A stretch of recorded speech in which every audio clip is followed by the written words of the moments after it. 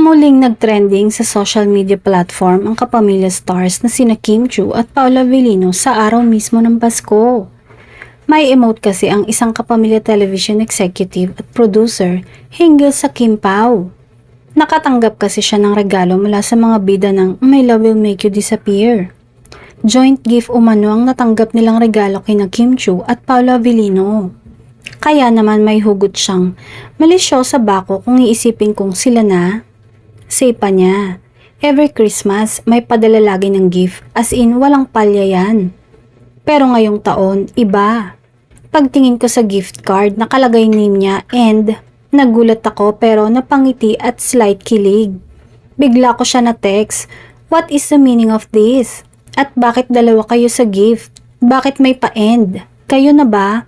Matagal mo na ba tong tinatago sa akin?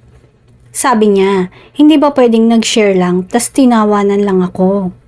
Yun lang and end of the story na. Umani naman ang samot-saring reaksyon ng kanyang Sokmed post nang maibahagi ito sa isang portal. Hirit ng iba, galawang mag-asawa na raw ang kapamilya tandem dahil sa kanilang joint gift.